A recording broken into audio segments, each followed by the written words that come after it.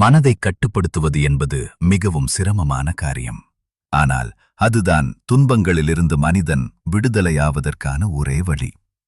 ஆயிரம் போர்களில் ஒருவன் வெற்றி பெற்றாலும் தன்னைத்தானே வெற்றியடைந்தவனே உண்மையில் வெற்றி பெற்றவனாவான். வாங்க, இன்றைய கதைக்குள் போகலாம். மானுடமேயம். நாடோடி துறவி ஒருவர் குளிர்காலத்தில் இரவு நேரத்தில் நடந்து வந்து கொண்டிருந்தார். அப்போது கடுமையான குளிர்காற்று வீசிக்கொண்டிருந்தது. உடல் நடுங்க, மூக்கு நுனி சிவந்து விளைக்க, பற்கள் கடகடவென சப்திக்க தள்ளாடி தள்ளாடி நடந்து வந்து கொண்டிருந்தார் அவர். அவர் வந்த வழியில் ஒரு புத்த விஹாரம் இருந்தது. அதனை அணுகிய ஜென்குரு இரவு அங்கே தங்க அங்கிருந்தவரிடம் அனுமதி கேட்டார். அங்கிருந்தவருக்கோ அவரை அங்கே தங்க அனுமதிக்க மனமே இல்லை. அரை மனத்துடன் முன்பகுதியில் தங்கிக் கொள்ள அவருக்கு அனுமதி தந்தார். நள்ளிரவில் திடீரென தூக்கம் கலைந்து விஹாரத்தின் பொறுப்பாளர் எழுந்து பார்த்தார். அப்போது எரியும் தீயின் முன்பு வந்தவர் குளிர் காய்ந்து கொண்டிருந்தார். அதிர்ச்சியுடன் சுற்றும் முற்றும் பார்த்தார். விஹாரத்தில் இருந்த பொறுப்பாளர் சுவரோரம் இருந்த மரத்தாலான புத்தர் சிலைகளை காணவில்லை. படுபாவி, படுபாவி, என்ன காரியம் செய்தாய்? புத்தரையே எரித்துச் சாம்பலாக்கி விட்டாயே என்று பதறினார் பொறுப்பாளர். வந்தவரோ நிதானமாக ஒரு குச்சியை எடுத்து அந்த சாம்பலை கிளற ஆரம்பித்தார். என்ன செய்கிறாய் நீ என்று கோபத்துடன் கூவினார் பொறுப்பாளர். நான் எரித்துவிட்டதாகத் தாங்கள் சொன்ன புத்தரின் எலும்புகளை தேடுகிறேன் என்றார் வந்தவர். குழம்பிப் போன அந்த நபர் மடாலயத்தின் உள் சென்று நடந்ததை தெரிவித்தார். மடத்தின் தலைமை குரு, முட்டாளே, வந்திருப்பவர் ஒரு ஜென் குரு. உயிரோடிருக்கும் மனிதனை விட்டுவிட்டு மடத்தை கட்டிக்கொண்டு அழுகிறாயே, என்ன மனிதன் நீ என்று கூறினார். மனிதனுக்காகத்தான் மதமே தவிர மதத்திற்காக மனிதனில்லை. மனிதத் தன்மை மறந்த மதம் வெறும் யானையின் மதமே. எல்லோரும் இன்புற்றிருக்க நினைப்பதுவே அல்லாமல் வேறொன்று அறியேன் பராபரமே என்கிறார் தாயுமானவர். தெய்வம் மனுஷ்யரூபேன். மற்றொரு கதை. எதை விடுவது? சீனா என்று அந்த நாட்டுக்கு பெயர் வந்ததற்கு காரணமே அங்கு தயாராகும் பட்டுத் துணிகள்தான். சீன மொழியில் டிசின் என்றால் பட்டு, மென்மையானது என்று பொருள். டிசின் என்பதே நாளடைவில் சின் என்றும் சின் என்றும் சினாய் என்றும் மாறிக் கடைசியில் சீனா என்று ஆகிவிட்டது. புத்த மதம் சீனாவிலிருந்துதான் ஜப்பானுக்கு பரவியது. பௌத்த துறவிகள் ஜப்பான் போல சீனாவிலும் நிறைய பேர் இருந்தனர்.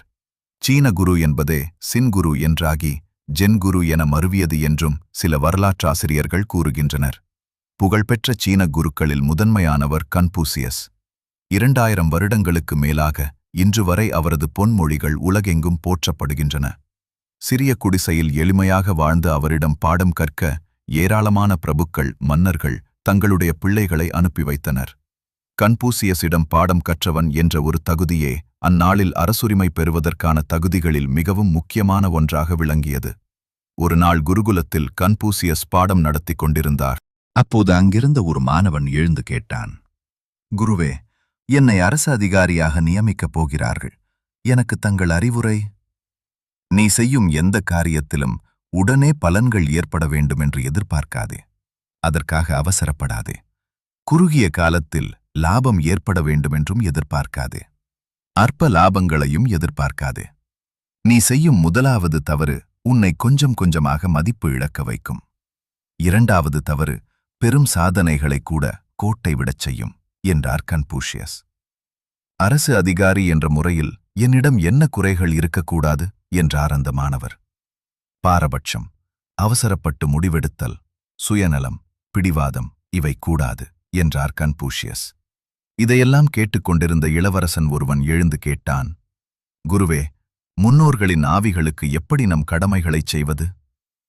உயிருடன் இருப்பவர்களுக்கு முதலில் உன் கடமைகளைச் செய், ஆவிகளை பிறகு கவனிக்கலாம் என்று இதற்கு பதில் வந்தது.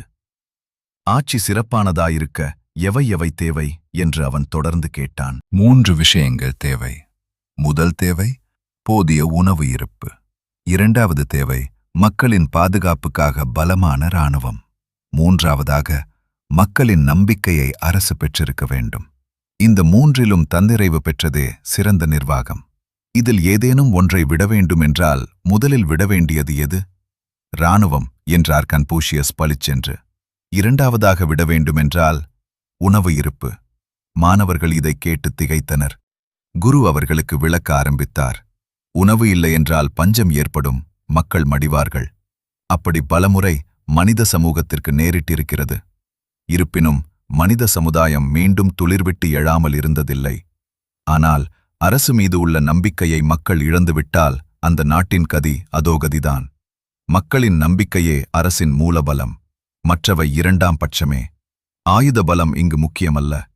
முறை செய்து காப்பாற்றும் மன்னவன் மக்கட்கு இறையென்று வைக்கப்படும் என்று இதைத்தான் திருக்குறள் கூறுகிறது. கத்தியை தீட்டாதே, புத்தியை தீட்டு. மீண்டும் இது போன்ற ஜென் தத்துவ கதைகளை கேட்க மறக்காம நம்ம சேனலுடன் இணைந்திடுங்கள். நன்றி, வணக்கம்.